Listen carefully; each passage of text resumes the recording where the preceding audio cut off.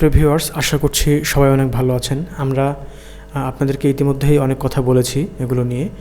আবার একটি কথা আজকে বলি, সেটা হচ্ছে ঢাকা শহরের যে ভোগান্তি, মানুষের যে ন্যূনতম অধিকার, সেই অধিকার কিন্তু ঢাকা শহরে মানুষদের খুবই কম। বিশেষ করে পরিবহনের যে অবস্থা, তাতে অন্যান্য দেশে আমরা দেখি যে অনেক সরকারের দায়িত্বশীল ব্যক্তি বা রাষ্ট্রের দায়িত্বশীল ব্যক্তি বা বড় বড় ব্যবসায়ী, তারা কিন্তু পাবলিক ট্রান্সপোর্টে তারা কিন্তু স্বাচ্ছন্দ্যে উঠতে পারেন। কিন্তু আমাদের দেশে একমাত্র ব্যতিক্রম বিষয়, যেখানে সাধারণ মানুষরা অন্তত ঢাকা শহরের বুকে এই ন্যূনতম জায়গা থেকে তারা বঞ্চিত। কারণ যে কোনো গণপরিবহনগুলো আসলে আমাদের রাস্তায় চলাফেরা করে, সেগুলো মানুষ বিপদে না পড়লে, একেবারেই কোনো কঠিন পরিস্থিতির সম্মুখীন না হলে কোনো মানুষের রুচি জাগবে না এই সকল পরিবহনে ওঠার। তো প্রিয় ভিউয়ার্স, আপনারা দেখুন যে এই সকল পরিবহনের অবস্থা খারাপ হওয়ার কারণে কিন্তু প্রতিনিয়ত রাস্তায় অবৈধ অটোরিকশাগুলো চলাফেরা করছে, ব্যাটারি চালিত বিশেষ করে সেগুলো চলাফেরা করছে, এবং এগুলোর স্পিড কিন্তু প্রচুর বেশি। দেখা যাচ্ছে যে 30-40 কিলোমিটার বেগে তারা কিন্তু রাস্তায় চলাফেরা করতে পারে, এবং এই দ্রুত গতিতে তারা চলাচল করার কারণে যেটা হচ্ছে, প্রতিনিয়ত সড়ক দুর্ঘটনার শিকার হচ্ছেন বিভিন্ন জায়গায়। এবং এই সড়ক দুর্ঘটনার শিকার হওয়ার কারণে কিন্তু প্রচুর মানুষ আহত হচ্ছেন, কেউ হাত পা হারাচ্ছেন, কেউ জীবন হারিয়ে দিচ্ছেন।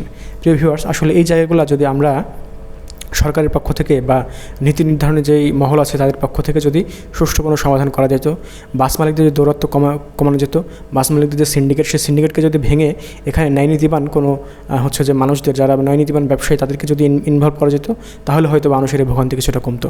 কিন্তু প্রিয় ভিউয়ার্স, আমরা দেখছি যে আসলে এই ভোগান্তিগুলো মানুষের কমছে না।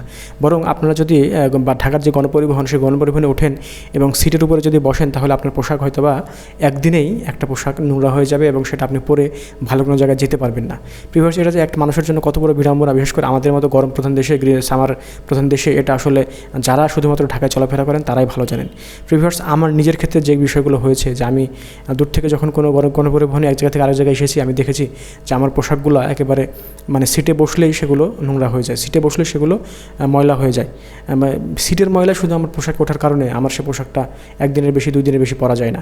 প্রিভিয়াস, আসলে আপনারা জানি না ঢাকার বাইরে যারা আছেন তারা এই বিষয়গুলো আপনারা ঢাকায় কখনো এসে ফেস করেছেন কি না, কিন্তু যারা করেছেন তারা জানেন যে কতটুকু কঠিন বা কতটুকু কষ্ট। তো প্রিয় ভিউয়ার্স, আসলে আমরা চাই যে এই বিষয়গুলো নিয়ে মানুষ সোচ্চার হোক, এই বিষয়গুলো নিয়ে তাদের অধিকার নিয়ে মানুষ কথা বলুক, এবং ঢাকার পরিবহন ব্যবস্থা একটা শৃঙ্খলার মধ্যে আসুক।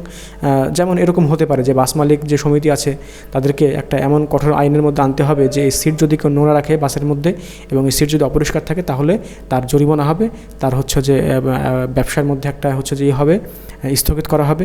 এরকম যদি বেশ কিছু আইন করা যায়, তাহলে দেখা যাচ্ছে এইগুলোর একটা শৃঙ্খলা আসবে। কিন্তু আমাদের যে দেশে যেটা হয়, যে এই বাস পরিবহন মালিকগুলা বা বিভিন্ন সেক্টরে যে মালিক সমিতি আছে, তারা যে কোনো সরকারকে বিশাল পরিমাণে ডোনেশন দেয়, তারা আমলাদেরকে ডোনেশন দেয়।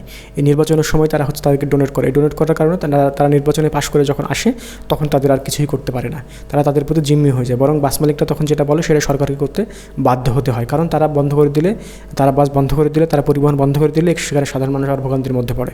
প্রিভিয়ার্স, আমরা জানি না আমরা সিন্ডিকেটের কবল থেকে কবে মুক্ত হতে পারবো, কিন্তু আমরা আশা করি যে সামনে যদি কোনো সরকার গঠন করে, সৎ এবং মানুষের জন্য যদি কাজ করার মতো সরকার আসে, তাহলে এই বিষয়গুলো তারা অবশ্যই মাথায় রাখবে। ধন্যবাদ আপনাদের।